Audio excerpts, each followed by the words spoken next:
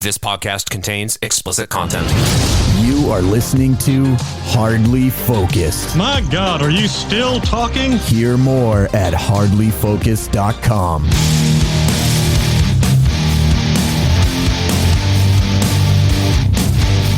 Hey, we're Hardly Focused. You can get us at hardlyfocused.com on your favorite podcast app on YouTube. Just search all of those fine places for Hardly Focused with Nate Fillers, Jack Gill, and growing up, there was a video game series on pretty much everything. It was on the PlayStation. It was on the N64. It was on the Game Boy. I had it on the Sega Dreamcast, arguably the best version. That, of course, being TonyHawk's Pro Skater. Was it on Xbox? I think it was on Xbox. Yes. It was called TonyHawk's Pro Skater 2X. Okay. And it featured a combination of levels from the first two games. I think they might have put one or two newer levels in specifically made for the game. And at the time it was I guess what you would now call a remaster, because it was a very polished looking version of the game compared to the previous iterations. Like I said, I had the Dreamcast versions and those look the best, but that's because they were upscaled to 128 bits. Yeah. I never played any of them on any of the other consoles. I did last year purchase TonyHawk's Pro Skater 4 for the PlayStation and popped it in my PlayStation 3 and played quite a bit of it, but couldn't believe just how bad that game looks. And just to think that we were okay with that in 2002 or whatever it was.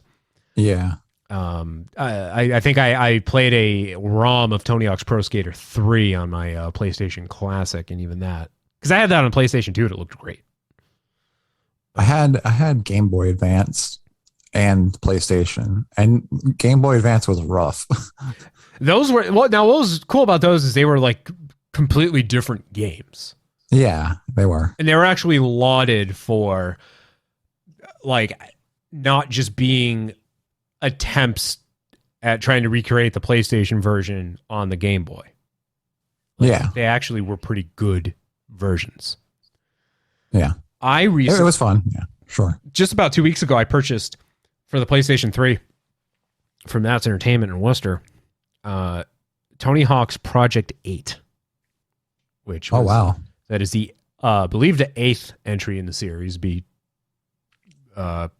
would it be comical if it wasn't the 8th entry and it was called Project 8. Plus 44 is on that soundtrack, don't you know?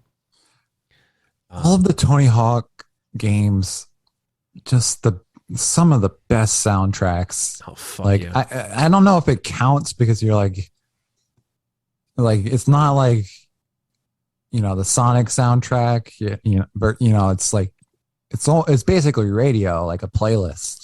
I learned, but still, it's so I've found so many bands from Tony Hawk. Oh my God, I learned a combination of that and the Grand Theft Auto games. That's how I learned about music, and Crazy Taxi to some extent with its absolutely very limited soundtrack between The Offspring and Bad Religion. Okay. Yeah.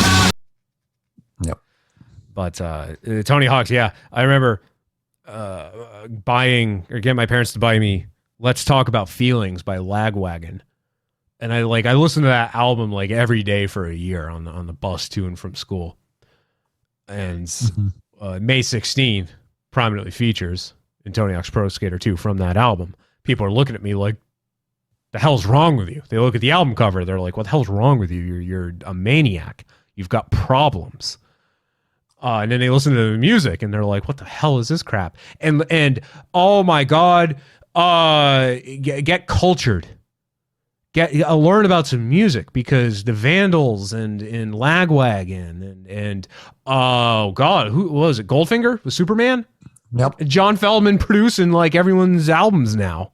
Blink-182 and Machine Gun Kelly and Avril Lavigne. I mean, this is all, I'm familiar with all this stuff. You're familiar with all this stuff because of Tony Hawk's Pro Skater. Yep. Ooh. I'm growing older all the time, staying younger in my mind. We had an episode. I don't remember if it was Hardly Focused or if it was still during Talk Radio Meltdown, but the episode was titled "Pretending I'm a Superman," and I can't remember if we were talking about the TonyHawk's Pro Skater remake or if we were talking about. I think there was a documentary about like the impact that the music had from those games, but yeah, that was how we titled one of the episodes. Was that? It's so smart because I now that I'm thinking back of how many hours I spent playing that game, there had to be a good portion that I just wanted to hear the music, and I just like played it just to hear the music. But I still like, it's one of the first games I think I completed and like unlocked like the secret characters by like doing all the gaps and all the secrets and everything like that. Now, did you do that naturally? Did you actually spend the time to do that, or did you cheat? I naturally did it. Okay. Because I just loved playing the game. Like it was my source of like, venting, sort of like, just when I was angry, I would see how many kickflips I could do. Sure. When I was younger, I just would put in cheats all the time. Like I had the cheats memorized. So, you could, when you, I don't think you can necessarily do them off half pipes, but if you just did them off ramps and you'd slow down in the air, and that would give you the opportunity to max out, like you could do like a 3000, like not the 900, but like it would go up. It would go up to maybe 3000, which is physically impossible for any human to do. But, and that's how I would rack up points and unlock levels. But when I got older, then I made it a point to actually play the game naturally. And before the remake came out a couple of years ago, I made it a point to play through the first two games without using cheats. Yeah. Shit's hard. I mean, I get the appeal of it because there's like the low gravity and like the perfect balance. And, I had all those. The point multipliers. Those are fun. Yeah. But there was one TonyHawk. I can't remember if it's 3 or if it's 2 or if it's 1, that if you go off a ramp at like a certain angle, you could just float and just stay in the air and just continue like doing this trick over and over and over and get like 1 billion points, because you could get like 1 million combos together and you could land whenever you press down. Now, is that with or without cheats? That was without cheats. It was just like a glitch. Like there was just this one spot where if you like hit it, you would just, I don't remember. I don't know video game design, but I just remember being like fascinated by that. Sure. That's like Crazy Taxi. If you do, there's a button combination you can do that I used to be so skilled at, and I can't do it now if my life depended on it. But it's like the best way to rack up. I think it's like an S rank.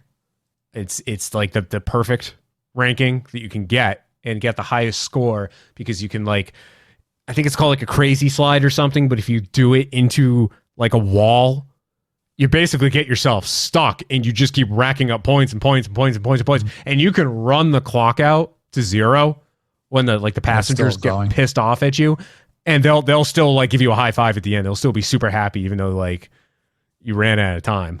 Yeah. It's similar. The same thing in TonyHawk. Like the timer could get down to 0 and it doesn't stop until you touch the ground. Yep. So it's like you could easily get billions of points. It would take a while, but like if you just, every time you did a rotation, it would change the multiplier. I had the strategy. I still have it. The strategy guide for Tony Hawk's Pro Skater 2. In fact, I now distinctly remember the last time we really had an in-depth discussion about Tony Hawk's Pro Skater. I went and dug out the strategy guide and like had it on camera. But now so many memories with that game, man. For Tony Hawk's Pro Skater 2, they never tell you this, and it didn't dawn on me how goddamn obvious it was. In the school level, when you first get to the school level, you cannot get inside the gymnasium unless you grind the open sesame rail. And you can only do it when you have approximately 1 minute and 40 seconds left, because that is when the second bell, there are two bells that ring, and the second bell it's supposed to signify the you're late bell. So you have to grind that rail, I believe, right as that bell is ringing, and that is the only way it opens up the gymnasium doors. Huh. And it took me forever because it didn't dawn on me that the rail was called Open Sesame. I was like, because it's spelled weird. Yeah.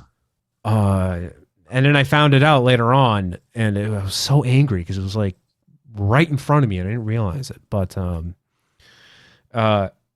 was Tony Hawk Pro Skater 3 the first one where you could get off the board? Oh no, that wasn't until I think Underground, yeah. Okay. I could not remember because they all blur together. American Wasteland has an absolutely fantastic companion soundtrack that's all like, then current day bands. I mean, a lot of the bands are still together today doing punk covers. So like Taking Back Sunday doing a cover of The Descendants, and My Chemical Romance doing Astro Zombies by Misfits. Rise Against doing Fix Me by Black Flag.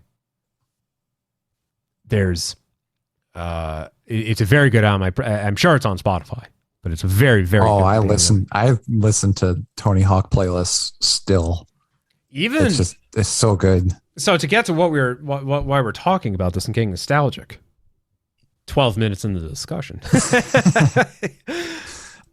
So Tony Hawk recently did an interview saying that I forget what he was talking about specifically, but for those of you who aren't aware, Tony Hawk is a real guy. It's not just a video game. Yeah, and if you encounter, listen, public service announcement, because I'm just assuming that the majority of human beings that exist are not the brightest. And if you encounter someone who looks like Tony Hawk, for God's sake, just assume it's Tony Hawk. Do not tell the man that he looks like Tony Hawk. Do not patronize the man by saying that he looks like that skateboarder dude, because there's a very good chance it's him. Yeah. And I'm sure Tony Hawk would appreciate it if someone were to actually recognize him in public. It's pretty funny though. It's fucking just hilarious. A little bit. But the fact that it just keeps happening. I derailed your the fact that it just keeps you tried to get us back on track, and I just pulled us off again. Yeah, one might say that on this show we are hardly focused. Yes, I was like, please play it. Hell yeah. So Tony Hawk doing an interview about something, and the topic of Activision Blizzard came up, and how they took the studio known as Vicarious Visions, gutted the studio, rebranded it, and put that studio in charge of assisting with development with either Diablo 4 or one of the various Call of Duty games. Now the thing about this is Vicarious Visions developed the absolutely phenomenal, dare I say perfect, Tony Hawk's Pro Skater 1 and 2. That is the remake that came out in 2020. And it was assumed that after this came out, we would get a remake of at least Tony Hawk's Pro Skater 3 and 4. And then the news broke about a year later after that game came out, maybe not even a year later, that Activision Blizzard was restructuring Vicarious Visions, and they were no longer developing their own things. They were going to now just be a auxiliary studio for their bigger IP. So then the assumption was, well, even if they were going to do Tony Hawk's Pro Skater 3 and 4 as a remake, we're not getting it now. Mm-hmm.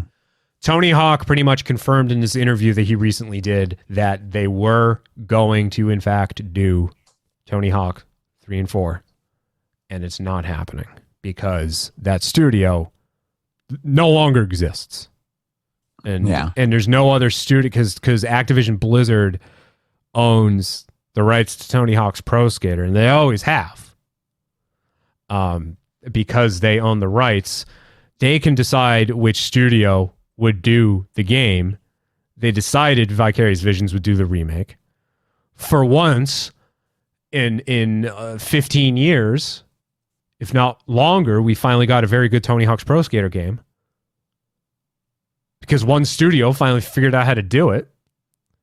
And then they shut it down. So no other studio is going to handle the task. So it's been confirmed. We're not getting a 3 and 4 remake. Although, look, I'm disappointed.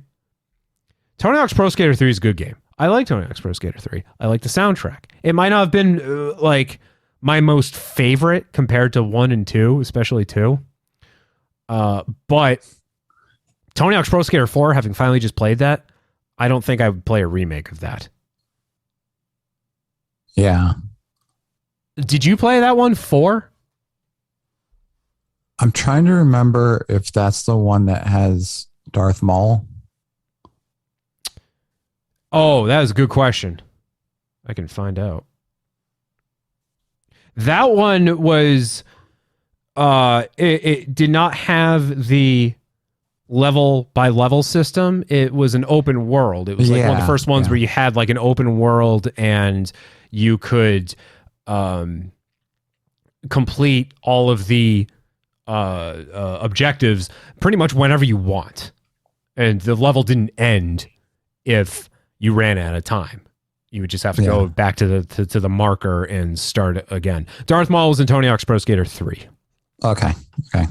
I don't know if I played 4. I know I played 3 because I know I played Underground because that's the one I spent a lot of my life on. Yeah, I played I borrowed Underground from someone, and I remember it was a rare occasion. My parents, we had like a 2-hour delay back in high school, and my parents were like, they didn't care if I'm like, hey, I'm gonna go play video games until it's time to go to school, and they actually let me. And I remember it was like a joyous moment that for some reason they were allowing me such a privilege, and I used the time to play Tony Hawk's Underground, this copy that I borrowed from someone. So I'm looking at the characters, like the unlockable ones for 4, and I think I played it. It was definitely not as well received as the other games, and you could tell. I think at that point they were starting to have a bit of burnout with the series, because then Underground was the next one, and that introduced new things, but you can only revolutionize so many times. Oh wait, I'm confirming that I didn't play because I would remember if you could play as Eddie from Iron Maiden. Sorry. Grand Theft Auto Vice City taught me about Eddie. Yeah. On V-Rock. When Cousin Ed calls in to blast Laszlo, and Laszlo admits he doesn't know who the mascot was for Iron Maiden. It's Eddie. So I would remember that because Eddie is cool. Right. There's a lot of things I remember, and then the things I'm supposed to remember, I don't remember. But if it's about Sonic the Hedgehog or Tony Hawk's Pro Skater, you better believe I'm going to remember it. Yep. Same. Tony Hawk's Pro. That's what I'm going to call Mr. Pro Skater said, according to Kotaku, on a recent stream by Neversoft and Vicarious veteran Andy THPS, Tony Hawk himself was there for an interview. The skater casually dropped the fact that right up until the moment of Tony Hawk's Pro Skater 1 or 2's release, the plan had been to then move on and bring out a remastered bundle of 3 and 4. He says Vicarious got kind of absorbed and they were looking for other developers, and then it was over. Mm-hmm. So we're just not getting it. That sounds Boo. Which again, like 3, I would take 3. I don't know if I would be okay with 4. I don't think that these would be as lauded and as accepted as the remakes of 1 and 2 are. Because 1 and 2, man, those hold a special place in my heart, in my memory. They got really silly later on. They did. Like the specials were getting a little bit ridiculous. There was the one where you could fly a kite or something as Benjamin Franklin. Yeah, even playing Project 8, like I played it for a couple hours. I'm like, I don't want to go back to this. It's not fun. And even with the remake, I have no interest. Like the newer music in there, like some of it's good, some of it isn't. I think one of the best tracks that they threw on there was Bloody Valentine by Machine Gun Kelly. Oh, and then Can I Kick It? That throwing that in there is also really good. But like the newer skaters that are in that game, I don't want to play as them. Yeah. I never wanted to play as Riley Hawk. I don't want to play. I don't know who any of these other jabronis are. I really like the fact that they got the original skaters, that the original skaters are all still around. And despite the fact that they're like, some of them are pushing 60 at this point, that they still did the motion capture. That's ridiculous. Yeah. So, did you ever play Skate? I have it. And I remember playing the demo for it, like when it first came out, and that was it. And I know that they are very, very highly regarded. And there's a Skate 4 coming out, I guess. That's very highly anticipated, like 10 years after the last one came out. Now I've heard that's like, it's like Tony Hawk's Pro Skater if it took itself seriously. Yeah, I never really got into it, to be honest, because it was like it was hard to jump, like an actual skateboard. Like that's what I remember. That's what I remember is that the controls were not easy to figure out. Yeah, which I mean, overall, it makes it more rewarding when you do figure it out because it's like, you know, it makes you feel like you're legitimately doing stuff as opposed to just button mashing. But I always have used video games as an escape. I don't want to have to fucking study like a button dancing in order to, you know. Now that's a very good question because that's a very good question I haven't yet asked you. Sure. Right now I'm playing Ghost of Tsushima, which came out a few years ago. It's by Sucker Punch. Very well received game. I've heard nothing but good things about it. I finally got a copy of it. I think I bought it alongside Tony Hawk's Project 8. I finally fired it up. Looks cool. I've been calling it, whereas I affectionately called Red Dead Redemption Grand Theft Horse. I've been referring to Ghost of Tsushima as Grand Theft Samurai. Yeah, because it's very. It looks pretty cool. Yeah, it's Red Dead Redemption if it took place in Japan, but now I'm playing it on easy mode because I want to play the game. I want to sit down. I want to play through the game. I want to experience the story. I don't want to spend time constantly getting stuck in fights and not hitting blockers. And now obviously, like the game is now very easy to play. I'm blitzing through everything, but like. Would you judge me if I was playing through a game like that on easy mode? Not at all. Because that goes back to very easy to answer that question. Because I also do that for like first person shooters. When I got Quake, like the new Quake release, I played it through easy. I beat the whole entire thing on easy, and I played it again on easy just because I wanted to. And now I'm playing it on Nightmare, and it's challenging, but it's just not as fun. Yeah, you know. Yeah, like I an escape. Yeah, I don't like it when like to call them the old days doesn't sound right because I would talk about the old days of 10, 15 years ago. But games like Halo would judge you would both judge you and reward you for your difficulty level for what you chose. Now, like in the days of Doom and Wolfenstein, like it was a joke that like if you picked the easiest difficulty, because then they show like Blazkowicz and he's got like a pacifier and he's wearing a diaper because you picked the easy mode. Like, okay, that's funny. But Halo actually makes you feel bad if you pick anything other than like fucking Mythic or whatever. Really? I'm not familiar. Yeah, What do they do?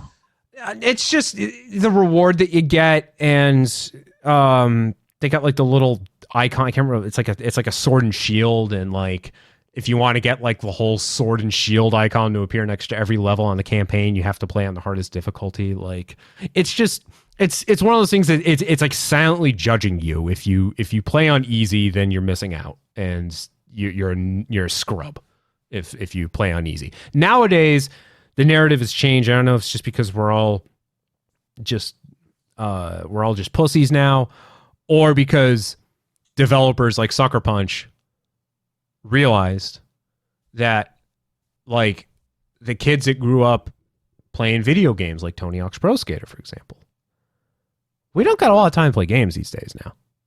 So like if I just after a 10-hour day at work wants to sit down and play Ghost but not exert too much energy into it, give me easy mode, dude.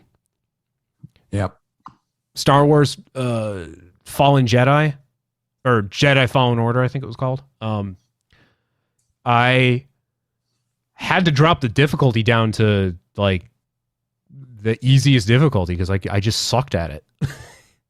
It's just not fun when you have to like, I mean, I guess it's fun for some people to like get it pixel perfect and like memorize all the things. And it's, to me, I just find it's just really redundant and repetitive. Like when I'm playing Quake on Nightmare, there's a lot of reloading because like I will shoot like too many people or like shoot too many demons, I should say, and run out of bullets.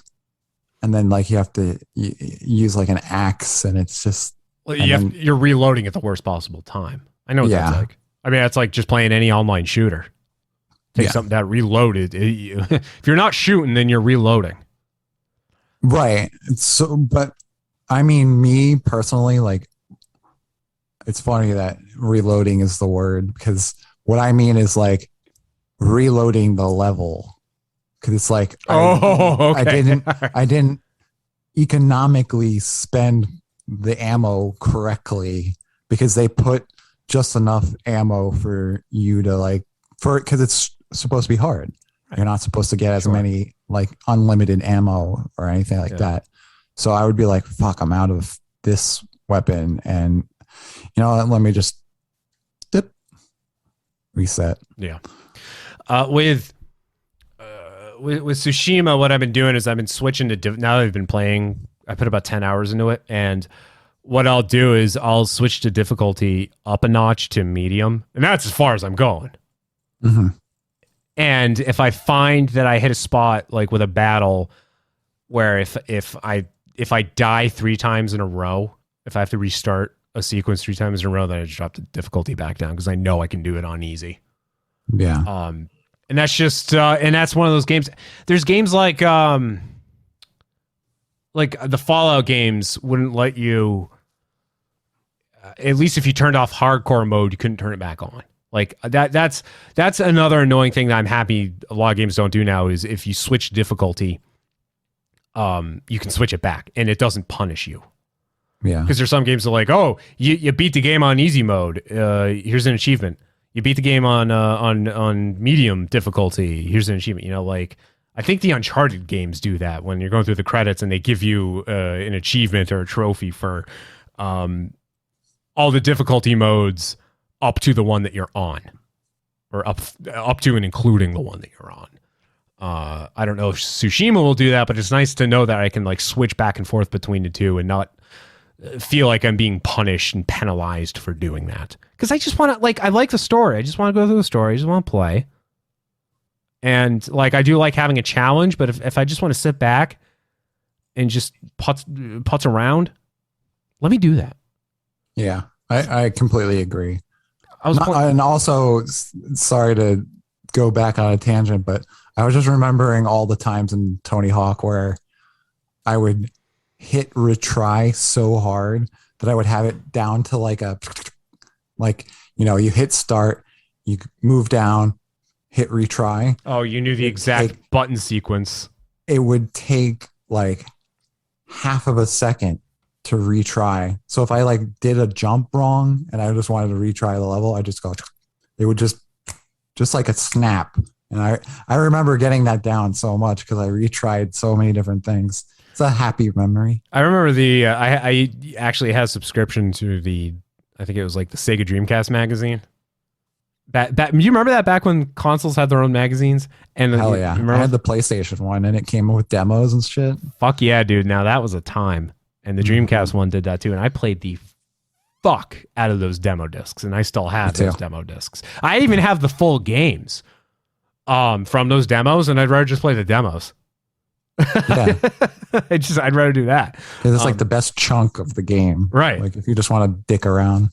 But the issue that previewed TonyHawk's Pro Skater, the first one, and included it on the demo disc, specifically called out the retry button or the retry option, because it was like if you fucked up and felt like you were just constantly fucking up, then retry, dude. You're not going to lose anything by doing it. Yep. So, and it gave birth to perfectionists. Yep. Jedi Fallen Order was nice because like it had an easy mode, but then you could go one notch back to story mode, which like all you had to do was walk up to an enemy and just stare at them and they'd fall over. Like I played through on my second playthrough of that game. I think for like the first couple hours I did it on story mode, and then I was like, all right, this is too easy. Yeah. Like, is it like I'm actually not having fun because this is so easy. At least on easy mode, you get a little bit of a challenge. So it seems like nowadays easy mode is like the normal. Yeah.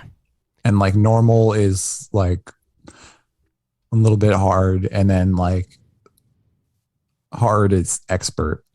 Well, I was playing, I don't know if you've played it, but Elder Scrolls Online. Not yet. So I've been thinking about playing that. So I've been playing because it's on Game Pass. So like, there you go. But that game, I mean, it's an MMO. So, and all MMOs are like this, but with that game, it's they made it so like everything scales up with your level, which is nice. But like if you attack an enemy, just depending on like how much damage you do based on your weapons and what skills you have, etc., buffs, like you're going to be doing the same amount of damage to everything, and it gets to a point where it's just not fun. Mm-hmm. It's almost like the antithesis of easy mode. It's like, yeah, this isn't hard, but it's just repetitive and it's not rewarding. Yeah. So in that game, like I feel like ESO is just going to be my game that I go to when I don't have anything else I want to play. Yeah. Or feel like playing. So it's like that part in Pokemon when you play and like you eventually get to a part in Pokemon where like you hate being stopped for a fight because you're like, it's just one hit and then they die. Like, I just want to get to where I'm going. I hate you hate being stopped, but you know you have to do it, especially if you're like me and you have an army of Magikarp. You gotta level up and evolve your Magikarp. Or if you're like me, and we're strictly talking red and blue here, but you're like me and you have Mew, and once you have Mew, that's it. The game's over because now you have something that can learn literally every move and just become OP. Yeah, I had Mew as well, which I believe you could only get with a Game Shark. Nope. There's a trick you can do on Nugget Bridge. Oh, that's right. That's right. Sequence of events that disables your start menu. Yep, I remember that. But you get Mew out of it. You like teleport and then you get in front of like a trainer. Yeah, I remember that. Yeah, and you know who taught me that trick? Who? They call me Fro. Nice. Yep. So anyway, there you go. TonyHawk's Pro Skater 3 and 4. We are not getting it, unfortunately, but hey, we got Tony Hawk 1 and 2. And it was very, very, very good. Have you played that? The remake? Not yet. Oh. I'm so bad at playing games. Dude, next time you're at my place, hell yeah, we're playing it. Like, come over early and like bring a pillow and blanket. Fire it up and you like can play 4 a.m. Yeah, just like the good old days. Fire it up and you can play it, man. You can literally. What's nice is like you can Just like in the old days, pick a skater and you're starting a career with that skater. Hell yeah. When they released the game, initially, like, you played through with a skater and did all the levels, and that was it. The game was over. Like, you could replay levels, but like you couldn't replay the career mode. And they released a patch maybe like a month or two later, where they pretty much just said like, yeah, we didn't have time to put this in, but now anytime you start with a new skater or create a new skater, like you can play through the whole game, which is nice because like replay value, dude. Hell yeah. And spend $70 to play it once. Yeah.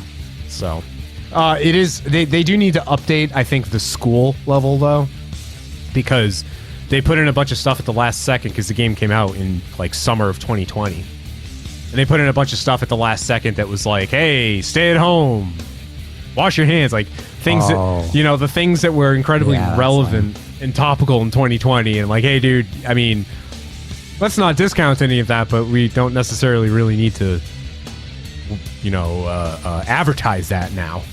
Yeah. At least put something in that says like, get your jabs, or don't shop at Harry Reid Insurance in Millinocket, Maine.